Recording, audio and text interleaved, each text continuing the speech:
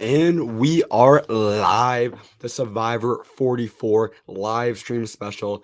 Hey, everybody, it's good to be back. I'm excited live streaming Survivor again.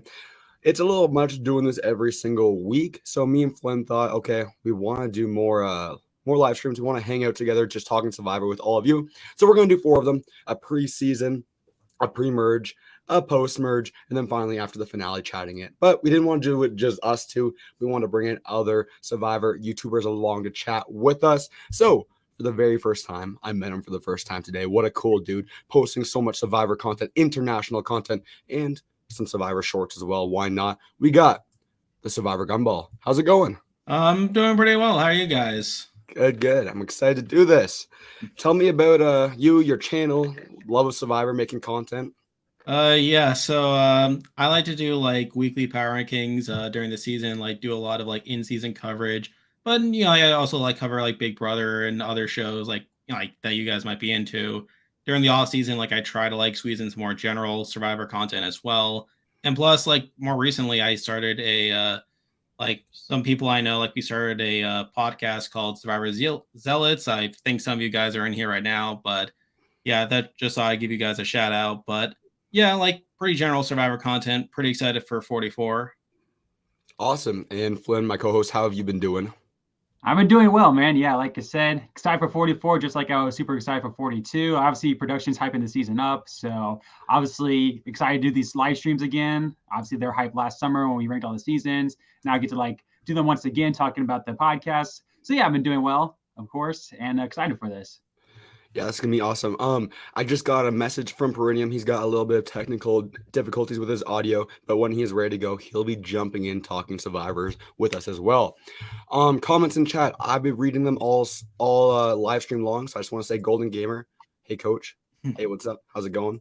And then we go, let's go, Kane the Canadian. You know that's my winner pick as well. Anyways, so the structure of this one, I didn't really know what to do. This is the preseason. Obviously, the other ones will be reacting to what's going on in the season.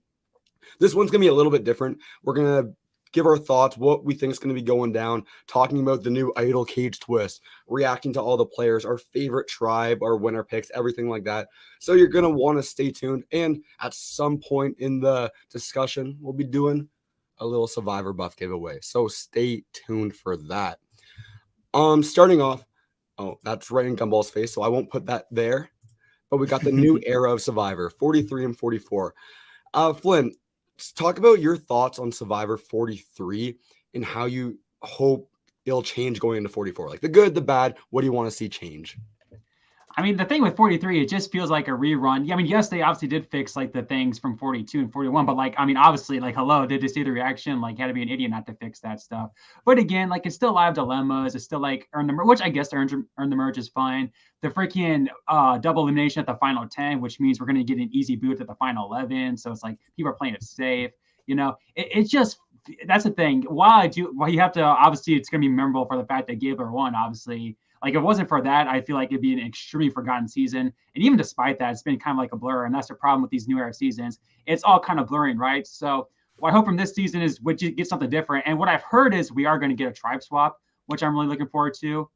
Yeah, that's another big problem. That's another big problem for me personally, is these 6 tribe, no tribe swaps. It just makes for a lot of boring tribal councils. I mean, every once in a while you get something like a Jenny boot every once in a while, but then you get like the NECA blindsides, and poor like Mariah's are going home early just because like she's the weakest. She's not even doing much wrong, right? But she's perceived as the weakest link. So I don't know.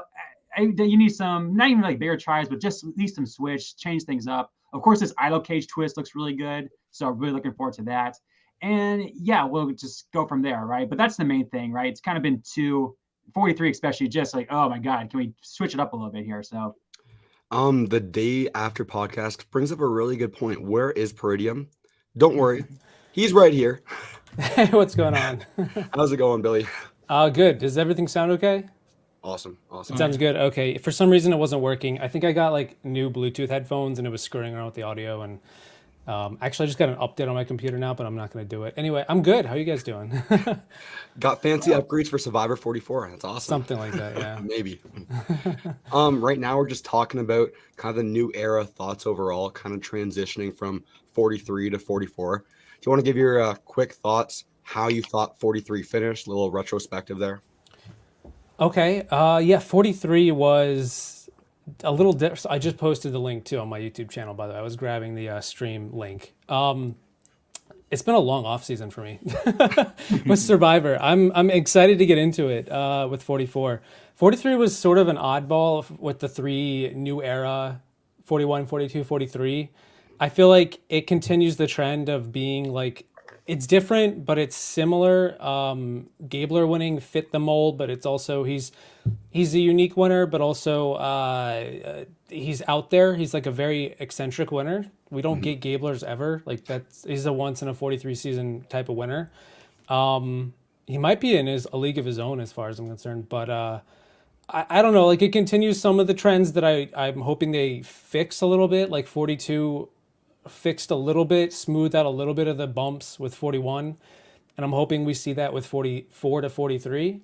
I don't know. I'm sort of trying to make sense of the new era. We're still only a few seasons into it, and I'm sort of trying to look like long term where we're headed. Makes sense. I'm currently calling this era the inspiration era. I don't know what to call it. I don't know what you call the previous one, but it's feeling like we're getting into. They're digging deep into like the people's backstories and who they cast, and they're not casting like the average person. And I feel like that's sort of what we're getting with 44 in relation to 43. But yeah, I liked 43 a decent amount, more than probably the average person did. I think that it tends to get a bad rap in the superfan community. I don't think I'll be championing it, just like I'm not championing 41 and 42 a ton. I sort of slot them somewhere in the middle of my rankings. So 43 is sort of tastes similar to 41 and 42 in my opinion. That's what Would you, quick off the top, do you think 40, I'm guessing you say 42, 43, then 41? That's mine, yeah. 42 I would say is probably I haven't rewatched any of them, I don't think. So off the top of my head, I mean, yeah, 42 would probably be at the top of the three. And then maybe 43, but I don't know. Yeah. 41 and 43, they're all like, when I ranked them, I think we talked about this recently, like the rank downs. I had 41 and 42 like really close to each other, like almost next to each other. So I think 43 is in a similar ballpark.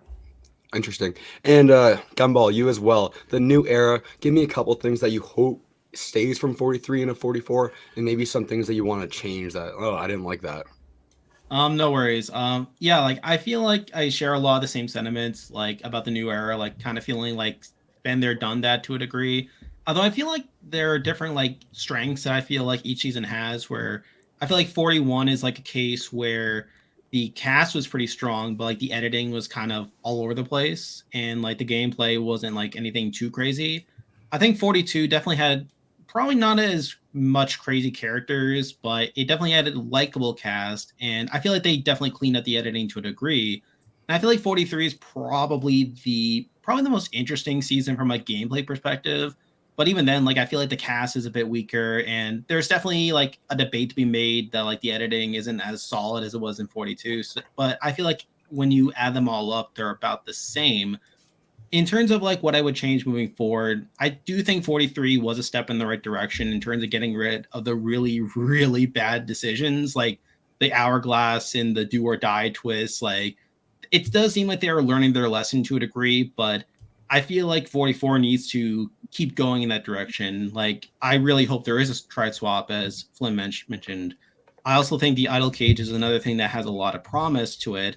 And I just hope that like as each season passes, like and they're seeing like how people are reacting to the new era, that they are starting to like tweak it to a degree and starting to like realize like what makes for an interesting season. I think they definitely wanted to experiment to a degree, and to some degree that they got the results that we're looking for. But hopefully now, like I think they are starting to really change it to make it like really assessing like what works and what doesn't. So I feel like 43 was a step in the right direction, but 44 like should definitely like continue upon what 43 did. Yeah, I would agree with that too. I just wanted to build off of that. I think 43 tends to get like people look at like Gabler and whether they liked him or not, and that sort of clouds their perception of the season as a whole. But a lot when you sit down and look at like the production decisions, 43 is I think the best of the three as far as what the producers decided to do with the twists. They did like iron out some of the seams from 41 to 42, and I suspect it'll get even better with 44. There's a debate to be made of whether they should exist in the first place, though. That's maybe a different story. I think a lot of fans would say they shouldn't. So it's like we're kind of moving in the right direction, but they took 5 steps back, and maybe in 41 or something.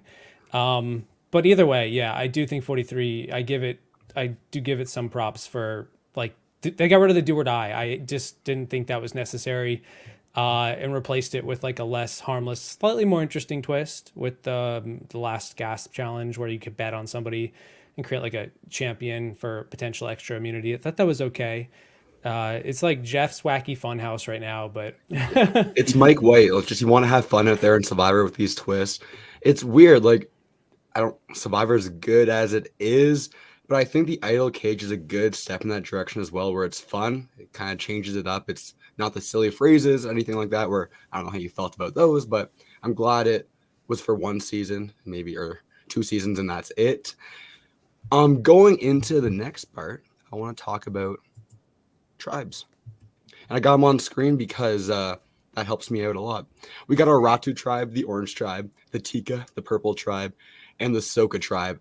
We're going to tackle all of them here, kind of all together. My favorite tribe, which I don't know how well they'll be working together, is this Tika purple tribe. I think they're going to be super messy as a tribe. I don't see much physical strength there. Yeah. So I think we might be losing a little bit of challenges early. Hopefully Flynn's right and we will see swaps. Else I don't think they'll be doing too well. I think the strongest tribe is this Ratu. And then I think Soka could have been just called the brains, the smart tribe on that side of things. Flynn, what's your favorite tribe out of the bunch here? Oh, 100% agree. The Tika tribe. You got Jam Jam. You got Carson, who's already selling his merch. He's either going to be like a pre-merge flameout or he's going to go far. So he's no in between. So he's definitely going to make I think, impact as a 20-year-old. You have Carolyn, of course, the org player, and she seems like a wild personality. Again, one of those people who's going to either flame out, I'm sure, or like be a final tribal council, or at least like an end gamer. You know, you have Bruce, who like everyone's speculating to be a medevac. Is he gonna, or at least on that preview, he looks to be the one who's down and whatnot. Is he gonna be actually medevac, or you know, is he gonna survive? And he looks like the strongest person despite being 46. So they might need him. Helen looks, you know, everyone's comparing her to Erica. That's cool. Sarah, you know, she's gonna be like this Parvati 2.0 and get early boots, or you know, be a Cassidy and make it far and this time win. So I'm really looking forward to that try, but I do not have much confidence they're gonna be winning many immunity challenges. And Gumball, your favorite tribe? Yeah, I think collectively as a tribe, like Tika definitely is probably the best like overall tribe, like from an entertainment standpoint, potentially. Although I will admit that personally, my favorite characters come from the Ratu tribe. Like, I don't know if we'll be talking about that more later, but I feel like there are people on the Ratu tribe that I like more than the people on the Tika tribe. I feel like if we're just looking at it at a tribe level, I think the Tika tribe has the most potential to create some interesting dynamics and to create some interesting content. Imperium? Of the 3, I think my favorite's probably Tika. Yeah.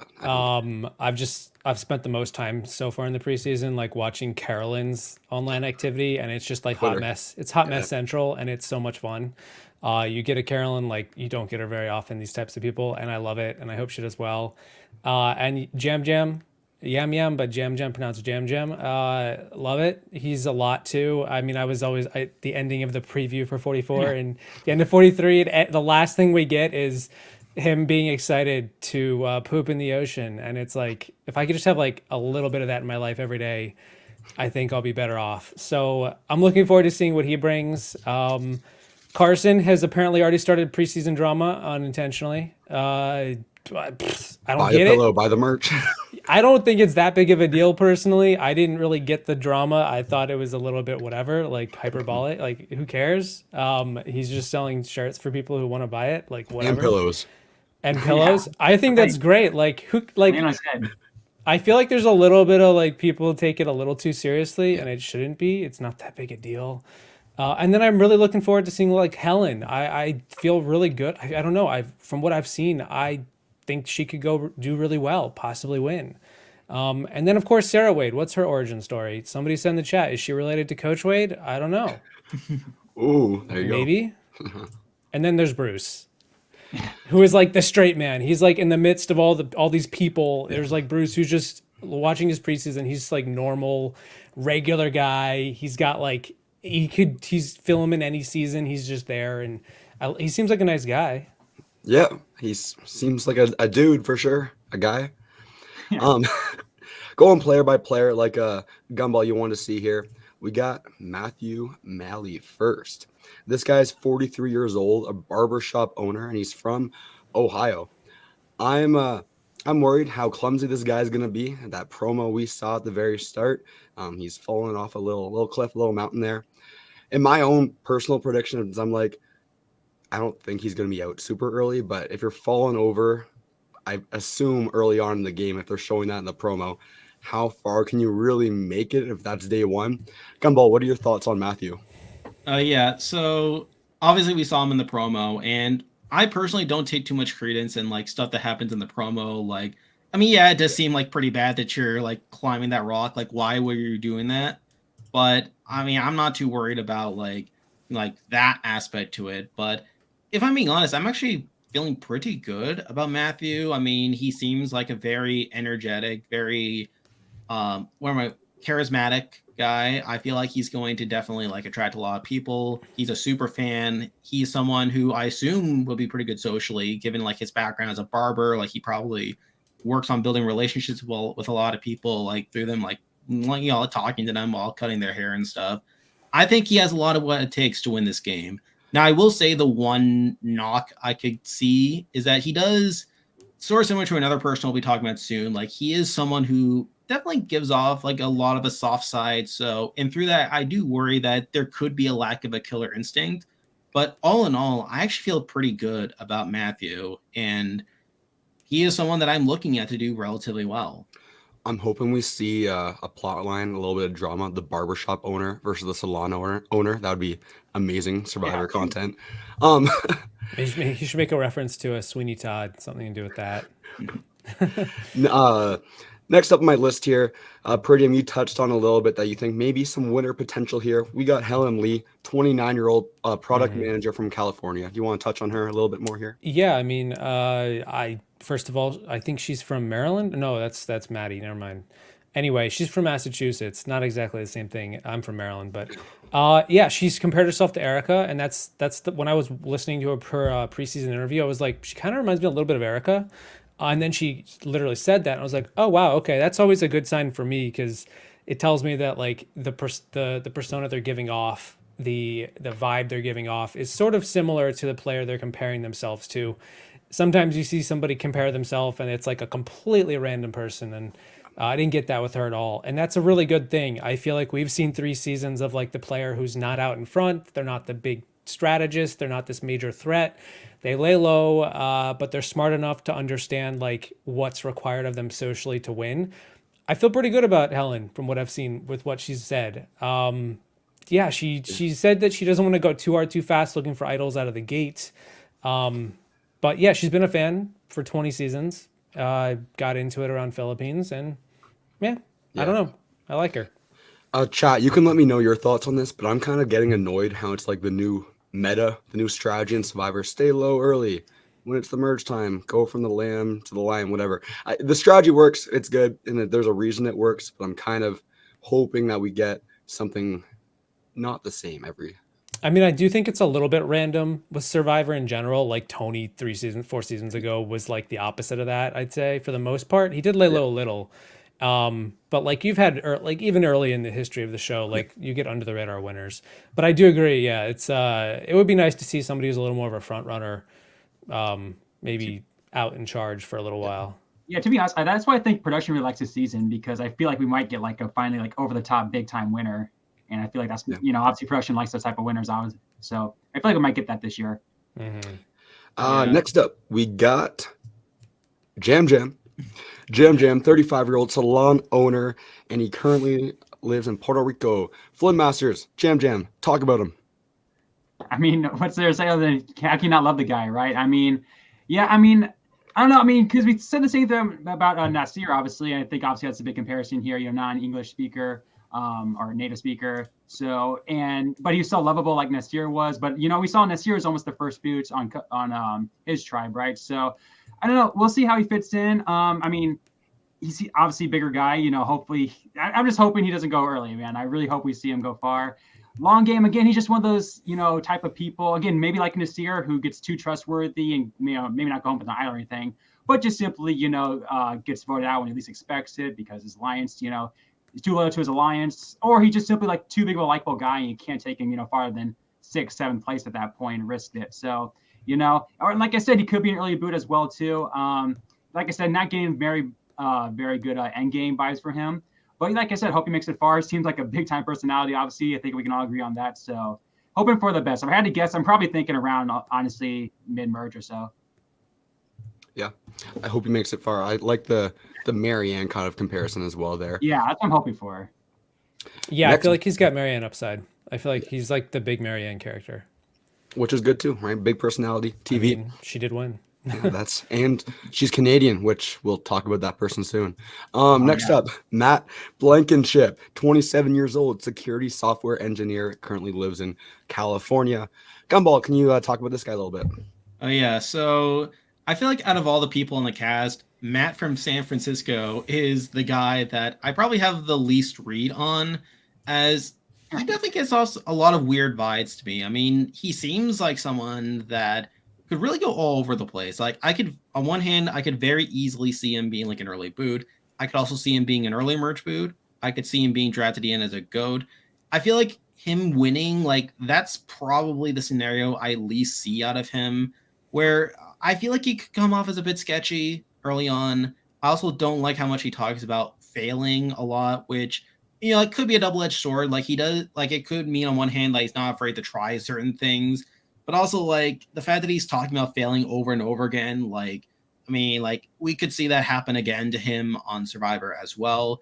I feel like, like through that, he reminds me a lot of like obviously how Owen played on 43, like how nothing ever seemed to go his way. And, like preseason is preseason, like, like these people could be completely different, but I just feel like just based on what I've seen from him, I'm not getting the best sense from him. And while I don't think it's a guarantee he'll be an early boot, I just don't think he's a very likely person to win, or at least based on what I've seen so far. So that's what I think. He's definitely a person. I didn't like how the mystery man Matt, all throughout the preseason, the leaks, we didn't know who he was for the longest time.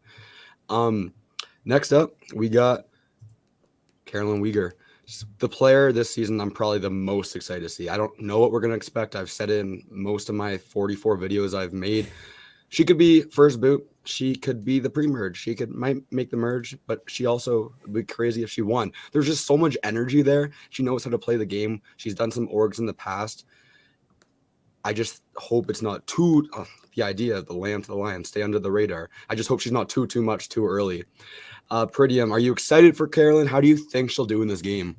Yeah, so when it comes to like win equity, I don't have her very high. But when it comes to her biggest comparison, Nora from season 39 upside, like perfect. Like the best she'll get is probably that, like going to the final tribal and not winning. Or she could be first boot. She could easily go first with the personality if she's with a tribe of people that don't. This is the hardest thing. It's like trying to read when I listen to these preseason interviews. I'm like, how well would they like to be around somebody like Carolyn, who I've watched she has like a YouTube channel with like a couple of videos that are, you get a good sense of who she is, and she's played in orgs, and she has to play in orgs, you kind of have to have a decent sense of strategy for the most part, unless you're like going out first or second or third. It's a lot of strategy, and I've played a couple of those. So she has strategy. She has some semblance of what Survivor is. And I say that only because her personality is such like a hot mess, but in a fun way. I'm looking forward to being very entertained by her. But strategically, I could see her going far and not winning, which would be a little unfortunate, but that's okay. I love the Courtney Yates of Survivor. I'll take it. I do hope that she's able to withstand like a personality clash or two in the early game and not get taken out, unless she's like incredibly annoying, I guess, to the point where it's like, okay, she's run her shelf life, give it a few episodes. And so, but yeah, I like her. I'm probably looking forward to her more than almost anybody. on Her this Twitter. cast. That's what it Her is. Twitter's great. She pushed her website. It wasn't working, and she had to wait for a little bit. And I was like, okay. And she didn't get nearly any flack compared to Carson, which was amusing. But yeah, she's a lot to deal with, and that's what I want. Boom. Next up, 28-year-old Maddie Pamela, a charity product manager, currently lives in New York. Floodmasters, you're up. Not getting good vibes from Maddie. I mean, she quit her job to come out here and play. That's always scary. As I we would do saw, that too. Oh wait, yeah, my yeah, boss. I wouldn't do that. yeah. I mean, so obviously she's playing for life. She's made it very clear she's going to play hard, which again, and unfortunately with her being, this younger girl, as in like a physical beast that you have to keep around. Unfortunately for her, she just simply can't get away with that, as much as it sucks, right? And, as we saw with Gio last year, it took like a miracle for him not to be the first boot on Coco. Same thing. He kind of quit his job. And yes, he wasn't like playing too hard or anything, but still, I'm just kind of getting those bad vibes, on her Orange Tribe. If they do go to Tribal Council, I think she's pretty clearly, along with Jamie, one of the weaker ones. And if she's going to be playing hard, out the gate on that 6-person tribe, makes her even more of a target. I mean, not getting very good vibes from Maddie, as much as I'd love to see her do well. Yeah, watching those preseason stuff, I just don't know if the full confidence is there. Maybe a little scared. You're tired. You're like traveling around getting ready for Survivor in Fiji, but I'm not fully sure if there's winner potential there. I'd like to see her. She did say she apparently gets compared to Parvati. I don't know. Parvati 2.0. Parvati, yeah. I feel like she's a little nervous in her preseason or something, or just a little unsure. I don't know if she's watching because I do know she's a super fan, and like I'm rooting for her. But I'm looking at her tribe of 6, and I try to like figure out if this tribe goes to tribal in the first 3 episodes, who is looking like the personality is most likely going to lead to them going. And when it comes to like the physical stuff, oftentimes the women get looked at first. And then we can talk about the other 2 women on her tribe later. But like of the 3 of them, I do feel like she's the most in jeopardy. And then, anyway. Yeah. We can talk about the rest of them too, because it's sort of all, I try to make sense of the entire tribe and look at like the web of who they are, both physically and then who they are like socially. And I feel like she might get the short end of the stick here. She does have that great Instagram handle though. Jeff Probst, can you hear me? That's amazing. That's her Instagram? I didn't notice. Yeah, no, it's awesome. I love it. I don't know. That's quite an Instagram to have if you're the first boot though. So fingers crossed. Okay, next up we have, spoiler alert, my winner pick, Kane Fritzler. Kane, 25 years old, law student from Saskatchewan. Canadians have a good track record on Survivor. That's all I'm going to say. I'm going to leave it there. We have Gumball. You're up. Oh, man. Like, I'm kind of glad I got to talk about Kane here because he's my personal rooting interest. Like, I'm like the type of guy that like gravitates towards like Jacob Derwin, for example, or Daniel Strunk, like, because like I relate to them. I feel like if I were to ever play Survivor, I would probably be on a similar caliber to them. Like, and I'm kind of glad we got Daniel because we could see that they could end up in a good position initially. But I'm getting completely sidetracked. But it's for that reason that I do like Kane personally, and I hope he does well. However, I'm not as high on as him as you are, Russell. Like, I feel like this guy like definitely could end up in a good position early on, like sort of similar to Daniel. But I also feel like he could come off as kind of awkward, a bit sketchy, that could make it hard for him to really build allies early on. And granted, like I said something similar about Daniel in 42, and we obviously saw him end up in a good position. But obviously, Daniel ended up blowing up his game. I feel like Kane could still end up in that position, minus the blowing up per game part. But I feel like even then, like I feel like this guy could still end up being like a relatively big target, like by the time of the merge, like due to him, like not really managing his perception super well. But with that said, like I think there's definitely some upside there, but overall, like I'm not super confident in Kane to do well, even though I personally hope that he does. Russell, are we talking later on like first boots and winter picks? Yes, sir. Yes, sir. Okay. All right, cool. Yeah. Oh no. Yeah. I don't want to, that doesn't sound good for me. We'll just leave that how it is, guys. We will be talking about first boots and winter picks later. We got Lauren Hart, 31-year-old teacher from Texas. Peridium. Is she gonna do well in this game? Yeah, I'm sort of 50-50 on Lauren. I love the Southern accent. I'm probably more of the sucker for it than not. She does have like a decent story. You know, she's got a single mom with 2 boys. That doesn't hurt in Survivor usually. I would look at that as a check in the right, like in the right category to be in if you're going to win this season. She does say she likes stuff to Parvati and Natalie Anderson. A little bit stock standard. I don't know if I could see that for sure. I do worry she might be more of a follower, but that's not necessarily the worst thing in the last, if the, you know, the current era of the show is anything to go by. Yeah, I mean, she's gonna play. She said she's gonna play hard and fast right away. She's gonna look for advantages and idols. And to be fair, there have been a lot of people in this cast who said they're not going to do that. So I don't know. I think that's currently the right way to go. If I were to go on Survivor in the current era, I would probably make sure to look for stuff. I feel like the big question is like, where will she fit in with the rest of her tribe early on to avoid being an early first boot if they were to go to tribal council. I feel like you're looking at the Ratu tribe, the Orange tribe, and it's like they have some big guys that I doubt they'll probably vote out unless they're like really annoying, because you don't want to go back. So especially with thinking like past 3 seasons, there's been no swap, so you kind of have to keep right, that and that's early. another thing when you're looking at the meta. I mean, they haven't seen 43, but if they're going off of 41 and 42, knowing there is no swap, knowing it looks identical to what they just watched, I would assume there's no swap. I mean, I've heard that there is a swap, but if I was playing, I would go into it thinking there might not be. And if that's the case, you're looking at possibly losing a couple of immunity challenges in the span of 6 episodes or 7 episodes. Is she holding her own strategically enough to keep her around?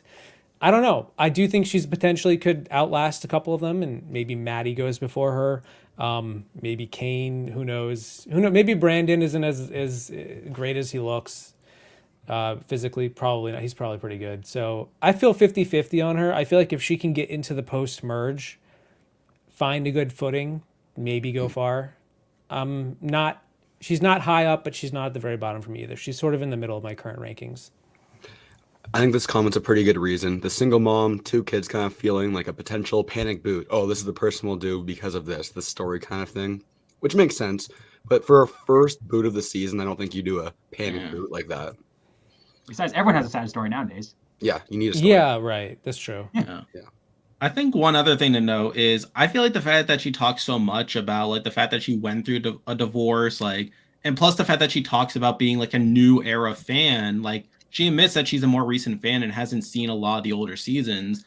That gives me the impression that she could be in it more for the experience than like to actually like knowing the game in and out, which she does talk about playing an aggressive game, but I feel like the fact that she is partially here for like personal fulfillment and personal growth, plus like her not knowing like as much about the older seasons, could lead to her like either overplaying or just like not like prioritizing like what's actually optimal for her game. So I think that could be another red flag against her.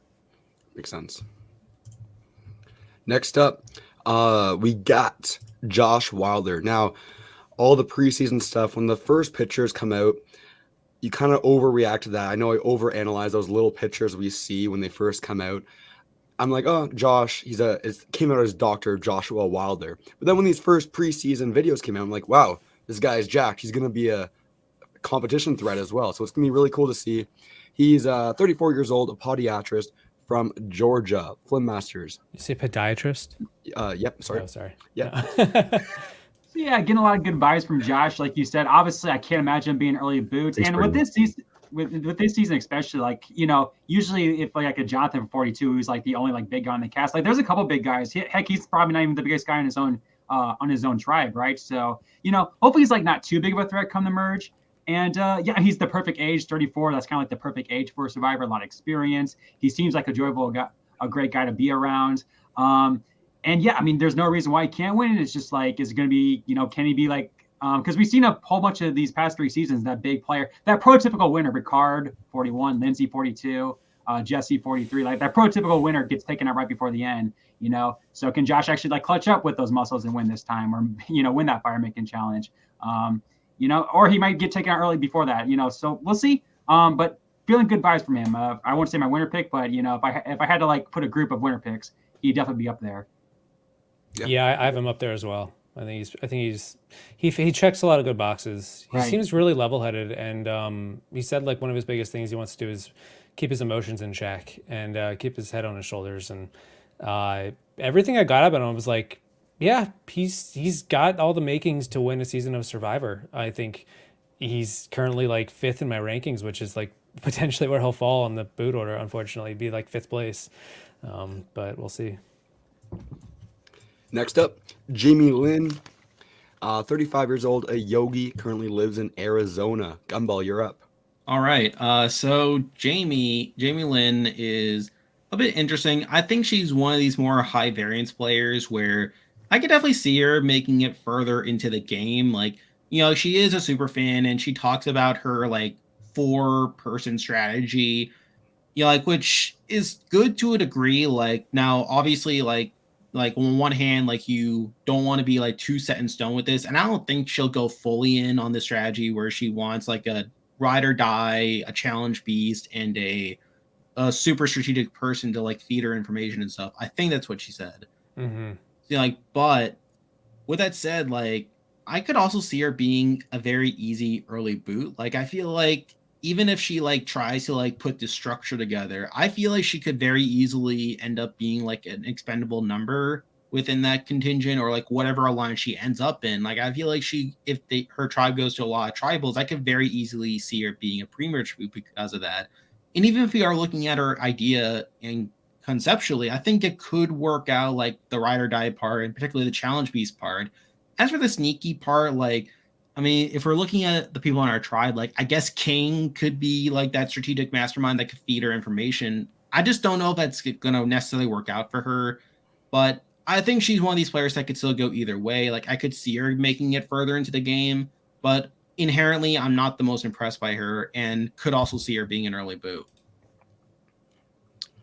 Yeah, same here. It's gonna be fun when we talk about first boots, winner picks, things like that. Next up, we got Brandon Cottom, 30 years old, security specialist, ex-NFL player, lives in Pennsylvania currently. Peridium, you're up. What team did he play for? Did he say was it Seattle? The Seahawks. Okay. Yeah, okay. I feel like Brandon's the stock. I feel like I've seen Brandon before. He is like the Danny's, or he's the athlete of the cast. He does sort of give me good vibes with a lot of the things he's been saying. His preseason interview, I was like, oh, he's actually saying some things that I would expect his archetype to not necessarily be. Like, Danny didn't talk too much about these things in 41. I don't know if there was a 42 equivalent or a 43 actually, like the ex-NFL, ex-big football player guy. Not an athlete, Yeah. but Jonathan. Similar, I guess. What record holder? Yeah. Yeah. Of course. And I'm like, that's the upside to a player like Brandon, where they find a good alliance. Though, like, he's usually a shoo-in to get to the merge. If he doesn't screw up socially, the Brandons of the world generally should be able to make it to the halfway point. That's where they start to see, like, do they have the strategic chops to get a good foothold in and ride the alliance to the end? Are they being used as a shield? Are they, does he like, is he so, I don't know. He seems okay. Like, I listened to his preseason interview. I was like, man, he's a little basic, but he's a bit of a casual, but he's fine. He bonded with his dad over the show since the very beginning. He's on and off. I think he said that he loved the hourglass twist or something like that. I think that was him. Oh no.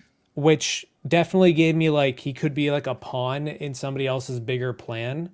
Not so the worst place to be though. I'd rather be in on it, and he's definitely going to get utilized as like a shield. I could see that happening, but I wouldn't be shocked if he gets cut in like the middle of the season. He just gets clipped because he's kind of like Ryan, for example, from last season. Like, he's a big guy, he's strong. They decide to keep him in. He could win them challenges. Is he the leader? He's not the Tony type. He's not the big guy type that I would expect to win a season. And I think they usually, like, the athletes don't usually win for a reason. So I'm not getting winner potential. I actually have him pretty low on my ranking at the moment for preseason, but there's a lot of room for him to grow. So, Yeah, of all the big guys on the cast, I'm probably least confident in him. Yeah, I think me too. Next up, we got Heidi, 43, engineering major from Pennsylvania. Flynn. Yeah, I mean, The Mariah vibes are off the table here. I mean, Russ, I remember we talked about way back in 42. I said Mariah's either gonna be the first boot on Taku, or she's gonna be like a, make a long way, because why would you ever take her out, right? I'm getting pretty much the same exact vibes here. I guess maybe Matt could also be like an hour's hair. Like I said, we don't really know what to think about Matt's. But just look at the Green tribe. I mean, she just seems like such the obvious first boot on that tribe, just like Mariah was on. Well, to be fair, I guess Jackson was gonna be the first boot, but still, she seems like such a potential easy first boot. But like I said, if she can get, I can't imagine why you'd ever take Mariah out in like 10th, 9th, 8th place again, unless it's like one like that Janine situation where like at the final 11 and like the double boots coming up, they need an easy boot or something. But I don't know. Somewhere, like I said, I know I've been saying that for a lot of people, but either early boots or makes a deep run. Maybe Heather-esque in 41. She's really into CrossFit. I know that from her Instagram. Okay, that's cool. So yeah, maybe. Did she say she works in STEM? Is that what she said? I think so. Yeah. Okay. She seems smart. I mean, I do like her. I walked away from an interview feeling like she kind of gave me a mix of like Denise and Sandra a little bit. Like if we were to compare them winners, which isn't a bad place to be, but I was gonna say. I mean, that's a great place to be, but yeah, I felt very unassuming with her. I don't know. She's somebody who's a bit of a question mark, but I could see her doing well. Next up, a player I'm really excited for. We got Danny Massa, 32, firefighter from New York, Gumball. Oh man. So Danny he was actually the other player I was thinking about when I was talking about Matthew, like being like talking a lot about being compassionate. I feel like Danny talks about that even more so, and to an even greater degree than Matthew. I worry that he'll lack a killer instinct. And when another really massive red flag for me is he talks a lot about how his niece was filled out his application for him, which is pretty crazy when you think about it. Like, now he is a fan from what I understand, like he is like familiar with the show, but like the fact that he talks about that, and he talks a lot about being terrified for the game, I'm not feeling that great about Danny. I feel like he's coming into this a bit unprepared, like not so much from a pure strategic standpoint, but more so like the mindset of like having to be out there and actually playing the game. I do worry for that in that regard for him. Now, I don't think he'll necessarily be an early boot. I feel like he has a lot of potential to be like a Jonathan from 42, where he's able to find himself in the majority alliance, build some good relationships, and potentially make a deeper run because of that. But I feel like by the end, like he could end up in a spot where he'll just be targeted for being one of the bigger physical guys out there. And I feel like compared to like other bigger guys on the cast, like Brandon or Josh, I feel like I'm less confident in Danny to actually scrape himself out of that if he were to be targeted. But Danny should be very interesting. I'll be very interested to see how he ends up doing and how he compares to like Jonathan from 42. But I'm actually not that high on him coming into the season. And I hate to do this to you, Russell. Like, I guess like that's just how I feel. Picks I'm excited about. You're kind of disrespecting them here. I don't think there's a world where Danny does win, but I'm just excited for the character of Danny, the fun energy coming out into playing the game.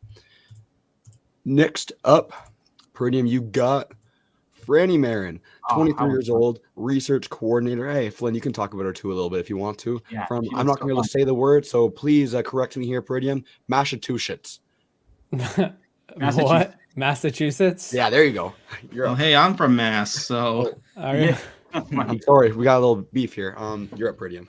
I have her in the middle of my pack of the ranking preseason. A little bit of a question mark for me. She's very analytical. She's sort of filling in the nerdy vibe, but she relates herself to Sophie and Gabby, and seems to have a pretty good sense of humor, which I think goes a long way on the show. I do worry for a con. Is she a little too eager? A little too eager to play, or a little too eager to get forward? And I don't know. We'll see. She said she loves the word zesty, and she's very zesty. And yeah, I would agree with that. She has that going for her. I could see her going either direction. So it's like some players I feel like I can pin down pretty quickly, like how well they're going to do. And I feel like with Franny, I mean, maybe she's an Aubrey, or I've seen her type get voted out early. So I have her in the middle of my ranking. I think she's like dead set in the middle. So Flynn, I can see in your eyes. You got something you want to say. I'm just saying, she just seems like Marianne is so spunky. I just can't wait to watch her. Yep. Just really, really excited to see her. Infectious smile. Mm-hmm. Next up, we got Claire. Claire Robson. She is 25 years old, a tech investor. Currently lives in New York. Flynn, you're up. Yeah, so I mean, again, probably another popular winner pick. Again, she's on, pretty dominant tribe, it looks like. And again, out of all the women, I feel like she probably comes across the strongest. We'll see when the challenges come, but 25 years old, seems to be, pretty decently fit, obviously.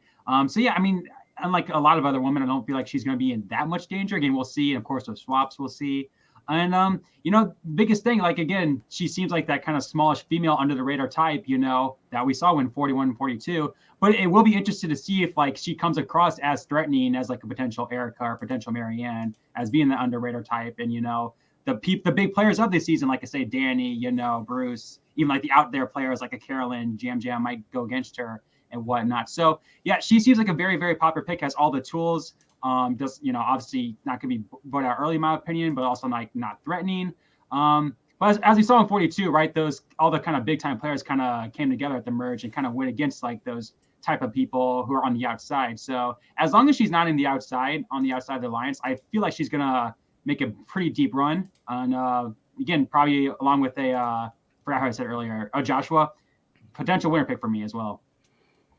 Yeah, in all my preseason stuff, I've been kind of comparing her to like a Tory kind of pick, like someone who will probably make it to that merge or earn the merge kind of round. But then we kind of been seeing a stronger female getting eliminated kind of around that point.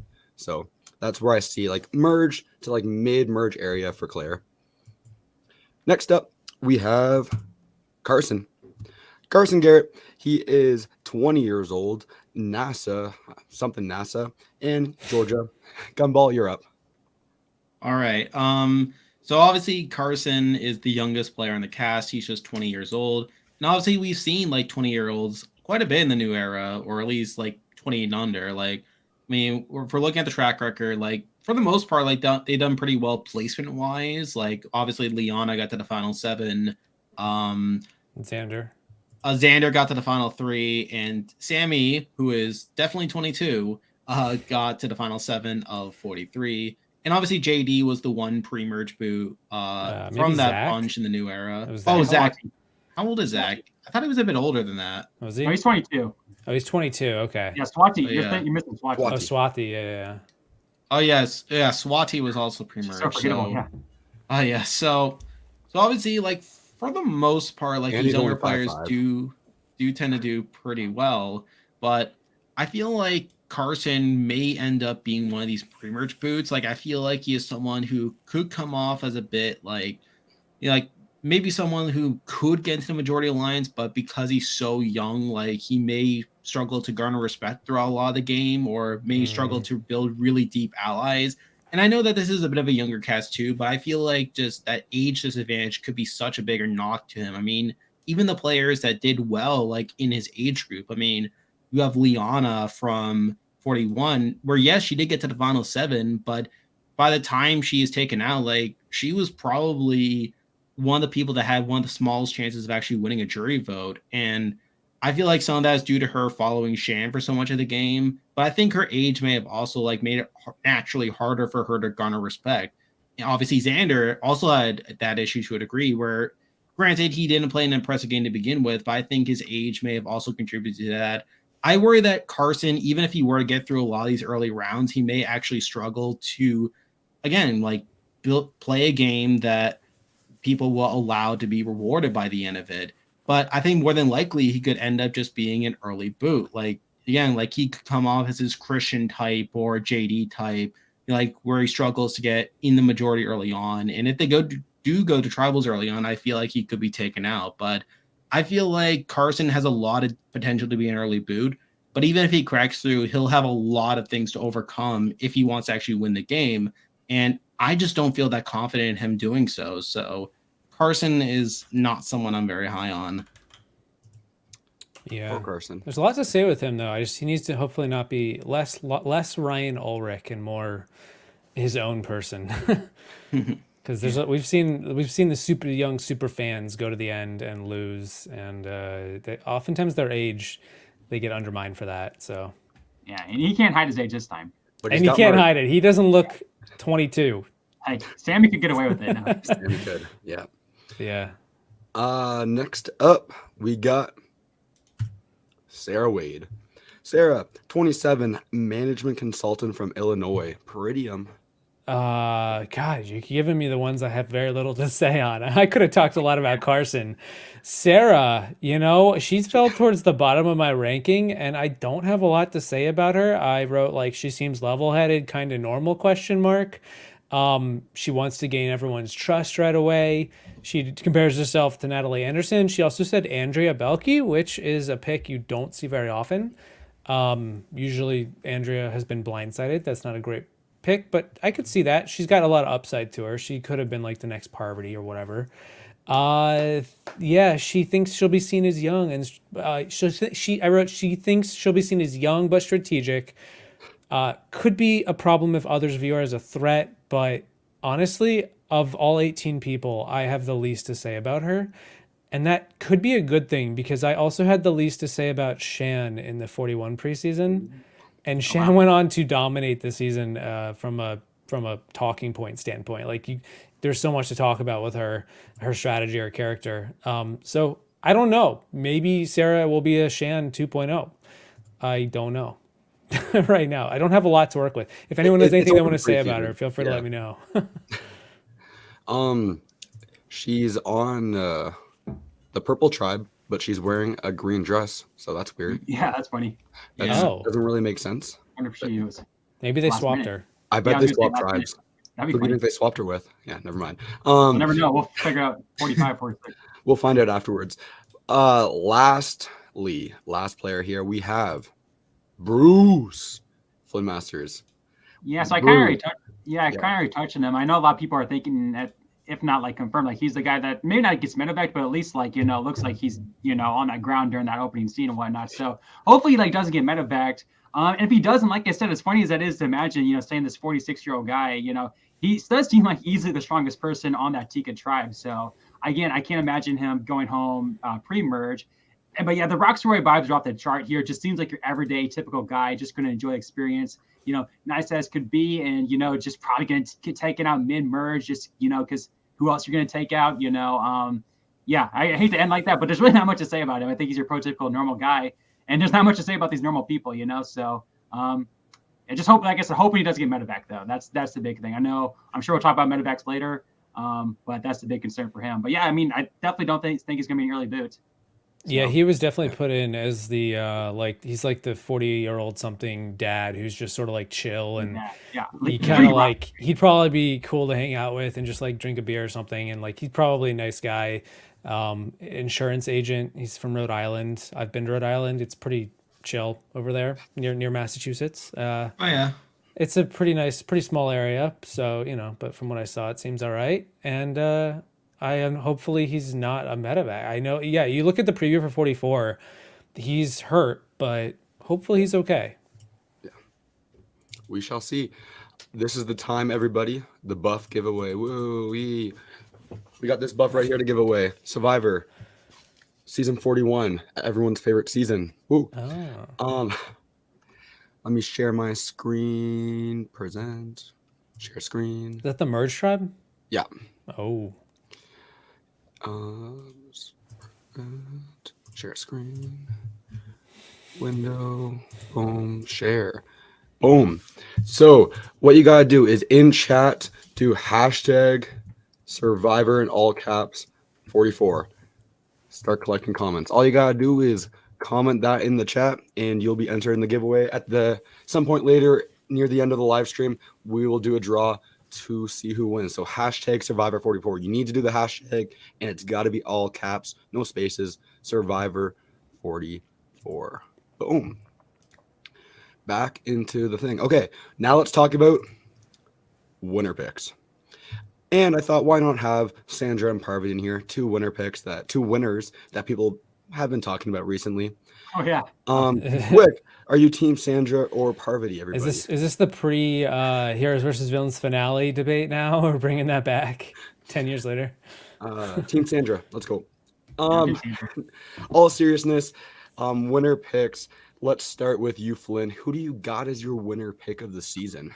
So like I said, I think production's hyping up the season because we're going to see like a kind of dominant, maybe not even over the top winner, but just kind of your dominant, good story guy to have, build your season around. And, I kind of figured from the preview, hey, they literally like have this guy tell a story right off the bat. So my winner pick is Mr. Matthew from the Ratu tribe.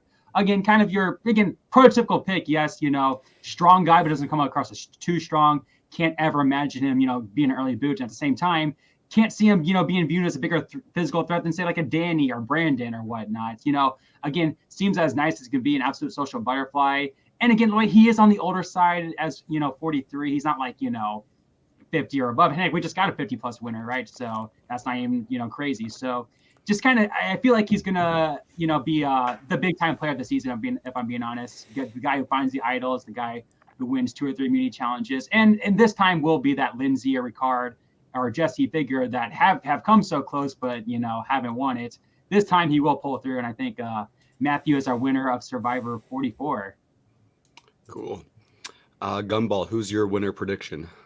Well, it's funny. Like just today, I finished editing my Survivor 44 preseason power ranking, which is coming out next Saturday, February 25th. And my winner pick is the same as yours, Flynn. With Matthew from Ohio.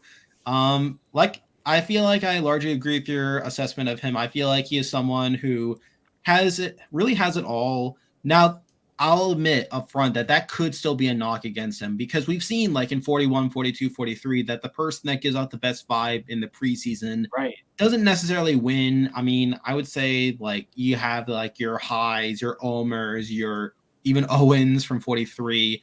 So I could 100% see Matthew still falling into that trap, but I feel like Matthew like has the tools to do well. Like seems pretty good physically. I am sure he'll be good enough socially, and I feel like he'll garner a lot of respect given like who he is and the vibe that he gives off. And he is a big enough fan to where I feel like he'll understand the strategy. So I feel like he is the person that, with the information that I currently have, I am the most confident in them at the time being. Okay, there you go. Double. Pretty, are you gonna go all in on the? Oh man, so I have 2 people that I've been flipping a coin on, and I don't have a coin with me to flip, but spoiler alert, one of them is Matthew. One of them is Matthew. I'm not sure if he's going to be the pick yet. I haven't locked it in. Still have about a week and a half. But the other person I was looking at was Helen. And you guys telling me you think there's a possibility we're not going to get this under the radar, a slightly different variant of winner as opposed to what we've seen for the last 3 seasons, which is more of the Erica under the radar type pop up at the end. I do think Matthew would be, he'd be more out in front. The fact that they led like the preview and it's like 50% is just Matthew. Yeah. The camera's on him. And I'm like, that would seem a little too obvious, but not really. It's a preview. People are going to forget about it. And Survivor doesn't really care that much at the end of the day. They're going to do what they think is going to make for good TV. And, if they're going to lead the preview with Matthew, why not? But on the other hand, I look at like, I had Erica at 6 in my preseason for 41. I had Marianne at like 2 or 3. I had Gabler at 18, so that was, we won't talk about 43 too much, but I called Gabler win. Did you? Yeah, I got it. Oh my God, we're like the opposite. Who'd you have for 42? Do you remember? I had Lindsay. You had Lindsay. That's you had Tori. No. We did the podcast. You had Tori. I remember. Yeah. I had Lindsay. Tori. Wow. Okay. Yeah, I had High. So like again, I could say Helen or Matthew. If you're forcing me to, initially coming in, I had Helen at number 1. Okay, lock it in. But there's a chance by the time I make my video, it could be Matthew. So give us a shot. Yeah. So maybe I should go with Matthew as well, but I can't. We're going with Kane. Simply for being the Canadian factor. Gumball, you made a bunch of good points. I don't know if he can actually win the game of Survivor, but I gotta cheer for him, so I'm going to. Yeah. That's my winner pick. I make the rules there. Now Also, let's he's flip. Canadian. Canadians do well in Survivor at the moment. It's just how The it works. Canadian meta. Flipping things around the other way. Who's gonna be the first boot? Crazy. I'm doing currently a first boot tournament every day on my community polls, and it's coming down only a couple days left, and it looks like don't change the bets or the votes, guys, just based on this, but it looks like it's gonna be Francesca versus Francesca at the very, very end. I saw And I that. did That's all the top one. first boots. It started with 42 people, and I think it's gonna come down to That's awesome. yeah, it's crazy. Anyways, Flynn, you're up first. So I'll give like a first boot from each tribe. Again, like I already said, Rao 2, I definitely think Maddie's gonna be the first boot from their tribe. From Soka, again, I kind of made that obvious too. Think Heidi's gonna be the first boot from their tribe. And the Tika tribe, again, I could see all of them, honestly, other than Bruce. But again, we think Bruce might be the medevac, right? So I could see all of them being in trouble. If I had to like bet my money on it, though, I would go Sarah as the first boot. Just simply like, I don't know, just kind of like Sarah Wilson from 41. I don't know, just kind of like that prototypical easy boots. Even like Mariah, in some case, like kind of like that, kind of like the normal person on the tribe, kind of weaker, so just get rid of her. Again, Poverty 2.0. So I don't know. Yeah, but those are my three. I'm very confident. Well, not very confident, but on the R2, or is kind of Pick one. Okay, so pick one. But that's the thing, though. I feel like Tika's gonna go tribal, so I hate to say like Sarah's gonna be the first dude. There you go. I guess I have to though. But I guess Sarah then. Okay, Gumball. All right. So I'm also gonna look at like pick one from each tribe and then pick one total. So we got Ratu. Oh, that's kind of tough. If I had to pick one person, I'll say Maddie would be the first boot from Ratu. Soka, again, it could, very well could be Heidi, but I'm gonna say Matt from San Francisco for Soka, and then from Tika, I'll say I want to say Bruce, but it could be Carson. So I'll say Carson, and then overall, you know what? I'll say Matt from San Francisco is gonna be the first boot. Ooh. That's my pick. Okay. Oh, not wrong one. Prettium, your turn. Yeah, first picks. I'll do the same thing. I'll pick one from each tribe. First boot for Ratu, Orange. Actually, no, I'm gonna flip it around. Tika, if we count a medevac, is that first boot? Does that count? Don't count the medevac. Because I feel like it's like a coin flip on if he goes first or not there. If he's not medevaced, I'm gonna say Sarah. If he is, then obviously it's Bruce, but we'll see. For Soka, this is a surprise. I didn't say anything. I'm gonna say Claire. I don't know. Something about her being loud and opinionated.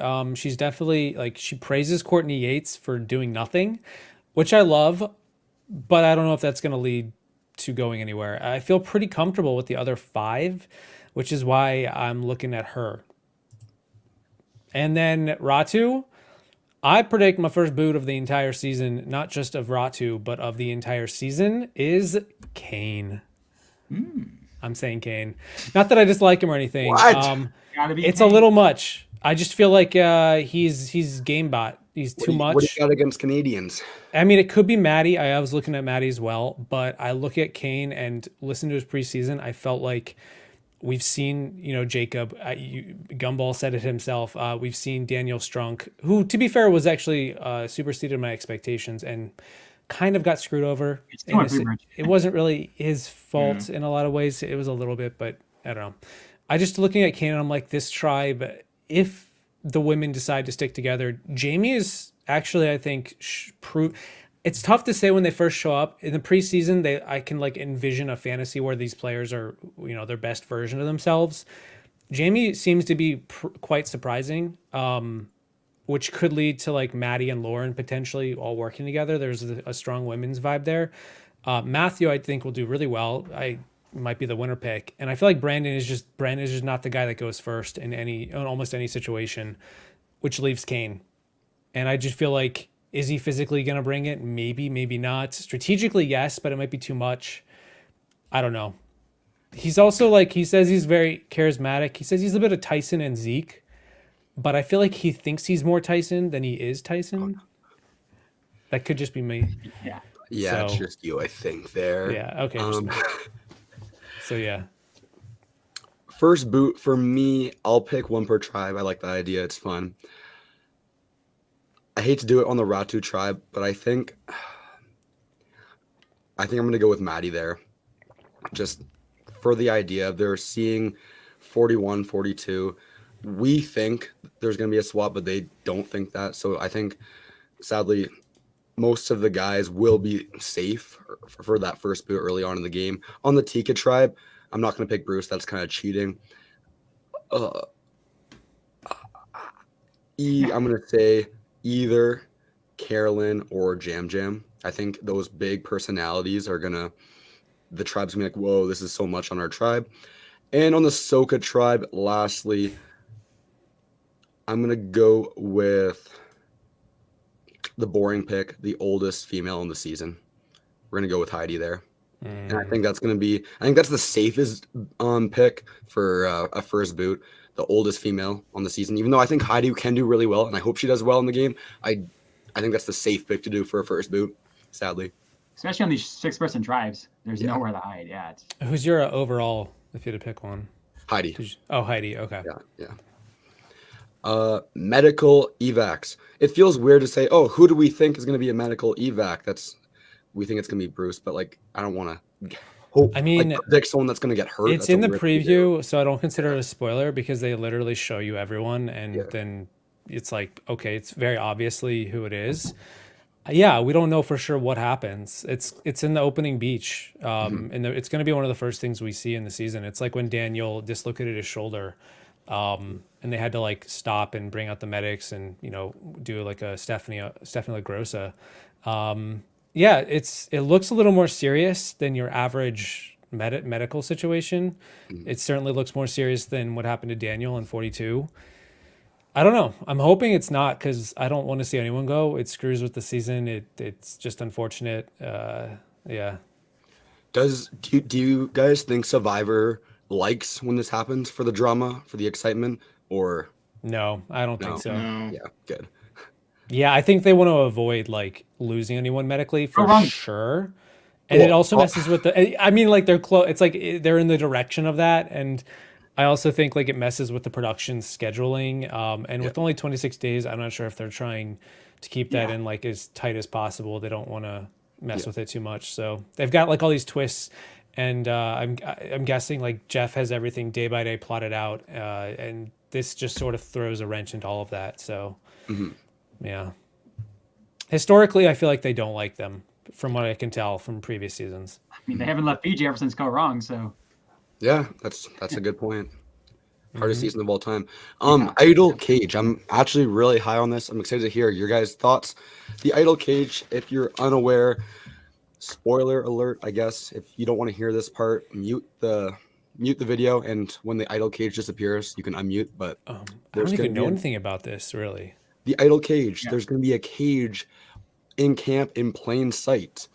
Anyone can grab it and open it. Inside the cage, you got to be sneaky to open it. There's going to be two idols hidden inside. One idol that is fake and one idol that is real. Whatever player grabs it needs to is going to leave the fake idol behind. And if someone else goes to grab it, they won't know it's a fake idol. They'll think it's a real idol. At least that's my understanding of how it works. So there's an idol in the middle of their camp? Yes, in this idol cage. There's a bag, like we can see in the picture. And in the bag, you said there's a fake one and a real one. Yes, whoever grabs it first will leave behind the fake one. Is there a note? Do they take the note to like explain that? Because you don't want the second person to know, right? Yep. But then it's like, have you seen Australian Survivor this season? Where yes. They got like the cookie idol where there's no note. So you're like, what do you do with an idol that has no note? I don't know. Do you think it's real? Interesting. I mean, it looks official from production, right? So I think it's going to be fun. Another Mike White. Hey, Jeff, make Survivor fun. This is going to be cool. Hopefully it doesn't feel too gimmicky and actually works well in the season. I think it's cool. I love it. I think it's cool. I like it. Yeah. Yeah. Oh yeah. I think it's like kind of like the bead idea. I really hope every tribe tries to gamify it in a different way. And I really, really hope someone makes a spy shack and just spies on this idol cage all day long, just waiting for someone to attack it. Yeah. I just think it takes the whole concept of the hidden immunity idol and flips it on its head. and now it's not hidden. It's actually it's the out in plain sight idol. That's There you go. that's great, and we don't have to like. There's no more idol hunts. Like we've seen idol hunts a million times. Now it's straight up in front of everybody. And Yeah. what does that do? Like how do people react to that? I think that's a pretty interesting way to take the usual and just completely do a 180.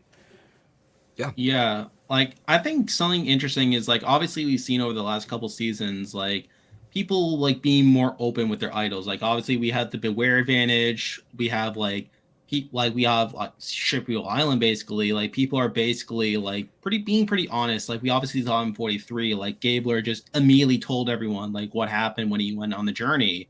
And obviously with the Beware advantage, like everyone, or at least in 41, 42, like most like words spread pretty quickly about like the Beware advantage and what it is, like and like what it meant.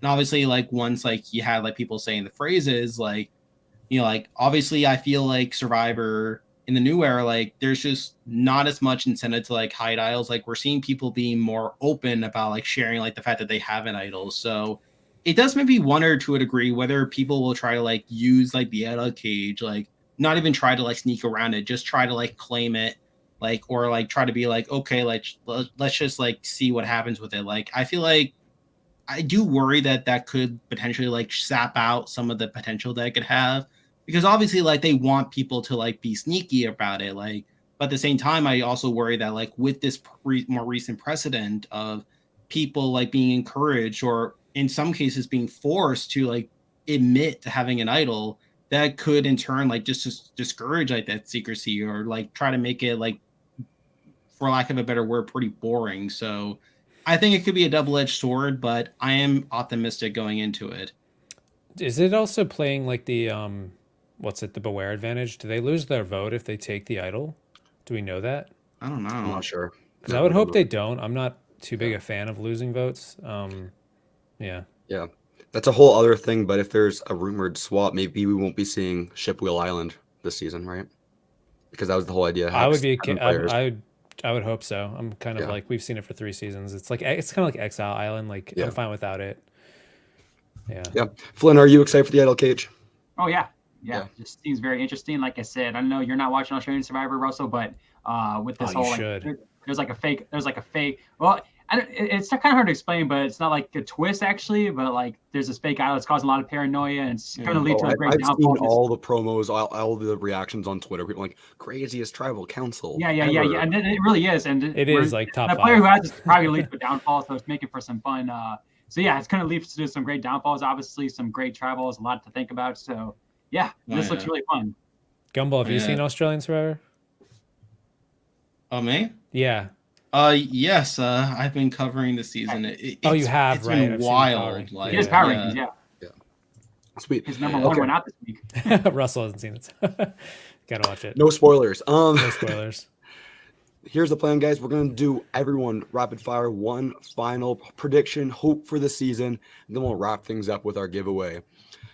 Flynn, sorry to put you on the spot here. You're going first. What's your prediction? Hope going into Survivor 44? I don't know, positive, negative. Give me your thoughts. I do predict. I know production is like love seasons like Worlds Apart and whatnot, and like the fans didn't like it. I do actually think that production's right here. They love this season, and I do think we're gonna like this season. I think, and most importantly, I do really think this season's gonna stand out from looks like with this idol cage twist, with the tribe swap. Yeah, heck, even in a negative way, the metabacks. I do think this season's going to stand out from 41, 42, 43 for the worse, or hopefully in my case, what I'm thinking for the better. And maybe if my prediction comes through, Matthew wins. Again, we get that kind of over the top winner, like that expected winner this time, instead of the under radar. So I definitely think we're in for a good season. I hate to say I trust production, but I'm feeling good.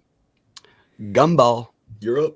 Yeah, so this is a slightly similar prediction, but I think there's going to be a greater emphasis this season on targeting like these under the radar players. Like you mentioned Helen earlier, Peridium, and Helen is someone I'm pretty high on. I think she is a pretty good player, has a lot of potential, but I worry that like obviously like these players have seen both 41 and 42 at this point. They've seen that like unlike the 43 players, they've seen that the Erica style of game isn't just a one-off thing. We have now seen 2 under the radar players win the game in a row. And I feel like through that, there could be this potential of trying to more actively target these types of players. And I do worry that that could lead to people like a Helen or maybe players that are trying to play more under the radar game being targeted earlier on, which could very well lend itself to having a more out in front winner this time, which personally I would be very excited for. I want a dominant winner of this season. But I feel like one consequence of that could be that because these players have seen like Marianne and Erica win after like playing from the background for a lot and then taking out the big players at the end, that there could be this course correction now. So that's something I'll be interested to follow this season. Are you looking for a winner who is more strategically out in front, do you mean? Or is it more like character-wise airtime? Strategically out in front. Like Jesse or something? Yes. Or Ricard or Shan or... Okay. Peridium, give me your prediction. What are you hoping for?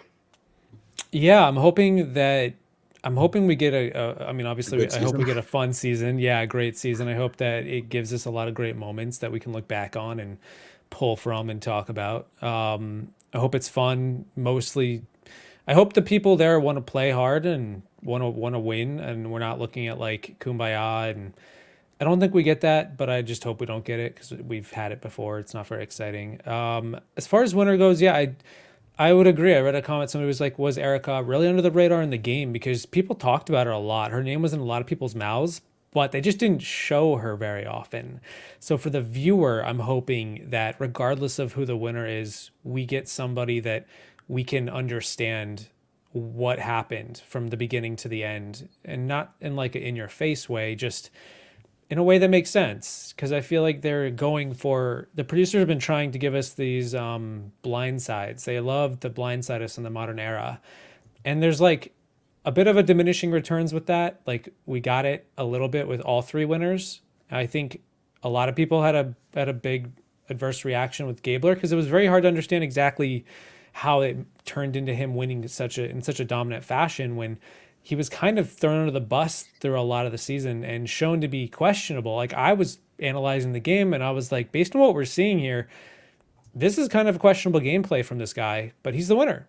And I don't dislike that inherently, but I do think it leaves a lot of people left like scratching their heads. And I think we saw that with all three winners to an extent. Marianne's a little bit more understandable because of the Omar taking Omar out at the final six. It kind of felt like, okay. And then Mike fumbling at the final tribal. But overall, yeah, I'm looking for a season full of, for me personally, I just want like a fun group of people who are willing to produce a lot of funny moments, hopefully unintentionally funny moments, because those are even funnier than intentionally funny.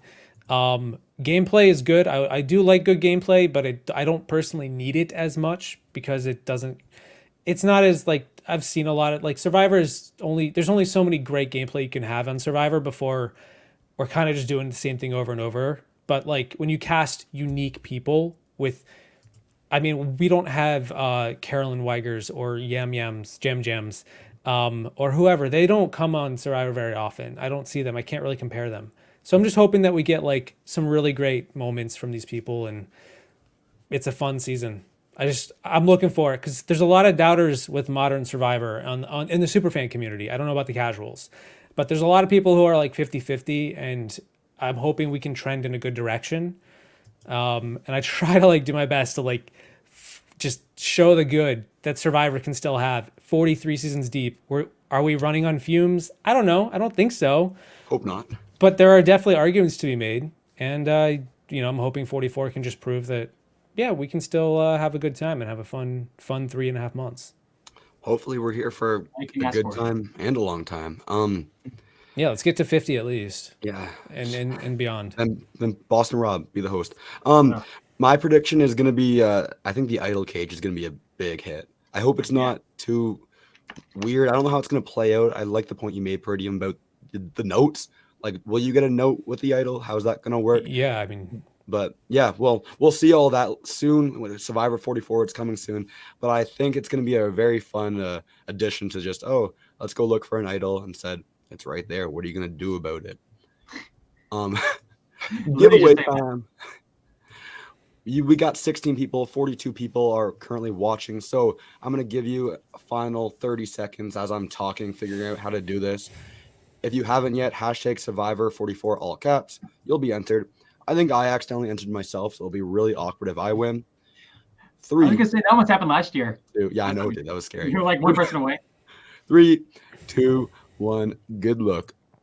Whoever wins this buff. Just message me over on Discord, Instagram, something, and we'll figure that out.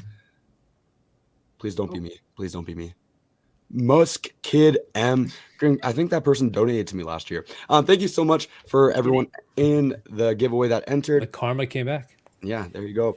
Thank you Use it so again. much. And private message me somewhere, and I'll make sure to get you that buff. Thank you so much for everyone that stayed tuned and watched this. Survivor 44, I'm super pumped. I'll be back every single Thursday for my recaps. And starting next Friday, I'm reopening my Survivor puzzle store, Idle Plays, with 5 new puzzles. I'm super excited for that. The Snake to the Top, the one Tyson won in Winners at War to get back into the game. The Will It Go Round, a crate puzzle. There's 5 puzzles there, guys. Check it out. It's going to be super, super fun. Survivor Gumball, thank you for joining me here today. Where can people find you and expect more from you? Yes, I mean, feel free to check out my channel, Survivor Gumball, and subscribe. I'll be doing my weekly power rankings once the season starts. Also doing coverage of Australian Survivor and Big Brother Canada once that starts in a couple of weeks. It's gonna be a very busy time in the next couple months, but pretty excited. Awesome, thank you. And Flynn, what are you up to? I know are you doing Survivor content, and how's it Like going? I said, once the season ends, I'll do my in-minute videos for 44. We'll see what happens for old school seasons. But yeah, for those of you who don't know, I'm more of a Hell's Kitchen YouTuber at this point. New videos every Sunday, shorts Thursday, and that's kind of what I'm doing for the long run. I do have a very special announcement coming soon about that, so be on the lookout for that, though. Something very different is coming to the channel that I can't wait to share. I'm excited. Yeah. And Peridium, what do you got in store for us? So I mean, gosh, I've been doing it for 5 years, and the formula works, so I haven't switched it too much. Survivor video every Wednesday, before the episode. It's like the appetizer before the main course, and I'm gonna be doing that up until probably Big Brother starts in the summer. So you're looking at July. Survivor videos between now and July every single week, at least one video a week. I have a preseason video coming up between now and the premiere in a week and a half. And I'm really looking forward to it. I feel good about this season. So, also, I was gonna ask Flynn. I watched an episode of that Level, the chefs. I forgot what it's called. Have you seen that show? Oh no, that's the thing. I haven't seen that. Oh, you haven't seen it? Okay, never mind. Yeah. Then. I don't watch those, but I know you do Hell's Kitchen, and that does really well. And I was like, randomly, it was on after the Super Bowl, and I was like, I wonder. Yeah, if I saw Flynn that after the watched Super Bowl. I was like, whoa, what? Wow, yeah, that's a crazy. huge. That's where Survivor no. used to be 20 Right? years Yeah, ago. I was like, So. whoa. Yeah, I should watch it. Yeah. I mean, maybe there's an audience. I know it's only 2 seasons, so it's not like a established audience. But anyway, sort of similar to Hell's Kitchen, I guess. But Yeah, be the first like I would. yeah. Anyway, that's what I'm up to. Survivor. We love Survivor, and thank you everyone for watching. Peace. Oh yeah. Oh no, this is the